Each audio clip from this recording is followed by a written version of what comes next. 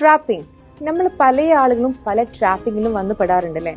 അതിൽ ഒരു type of trapping എന്ന് വെച്ചാൽ നമ്മളെ ഫ്രീഡം ഒക്കെ നിഷേധിച്ചിട്ട് ഒന്നിക്ക് ഒരു ജയിലിൻ്റെ ഉള്ളിലാക്കുക അല്ലെങ്കിൽ ഒരു വീട്ടിൻ്റെ ഉള്ളിലാക്കുക. അതൊരു ടൈപ്പ് ഓഫ് ട്രാപ്പിംഗ് ആണ്.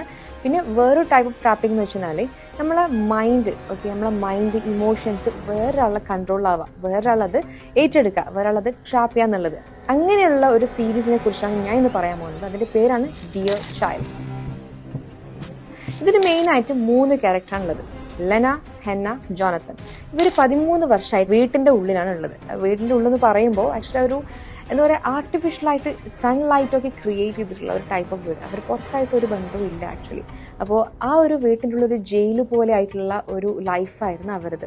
അവിടെ എന്ന് വെച്ചാൽ റൂൾസൊക്കെ പക്ക ഡിഫറെൻ്റ് ആണ്. ഈ മക്കളൊക്കെ ഓരോ അവരുടെ ബിഹേവിയറൊക്കെ കാണുമ്പോൾ ഭയങ്കരമായിട്ട് നമുക്ക് വിയേർഡായിട്ട് ഫീൽ ചെയ്യും.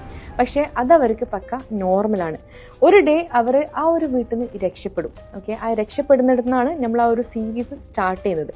അപ്പോൾ അവർ ആ വീട്ടിൽ നിന്ന് രക്ഷപ്പെട്ടതിനാലും അവരൊരു മെൻ്റലി ട്രാപ്പിങ്ങിൽ നിന്ന് എങ്ങനെയാണ് എപ്പോഴാണ് രക്ഷപ്പെടാന്നുള്ളതാണ് സീരീസിൽ ത്രൂ ഔട്ട് കാണിക്കുന്നത്. ഇത് ആക്ച്വലി ഒരു പസിൽ ടൈപ്പ് ഓഫ് സീരീസ് ആണ്. അത് ഫുള്ള് ക്ലിയർ ചെയ്യുമ്പോൾ നമുക്കൊരു ഭയങ്കര സാറ്റിസ്ഫാക്ഷൻ ഫീൽ ചെയ്യും. കാരണം നെക്സ്റ്റ് എന്താണെന്നുള്ളൊരു ഫീൽ നമുക്കിങ്ങനെ വരും മനസ്സിൽ. അപ്പോൾ എന്തായാലും ഈ ഒരു സീരീസ് ഒന്ന് കാണാം. ഡിയർ ചൈൽഡ് എന്നാണ് ഈ ഒരു സീരീസിൻ്റെ പേര്. അപ്പോൾ കണ്ടു കഴിഞ്ഞിട്ട് ഇതിൻ്റെ അഭിപ്രായം ഈ ഒരു കമൻറ്റ് ബോക്സിൽ അറിയിക്കാം.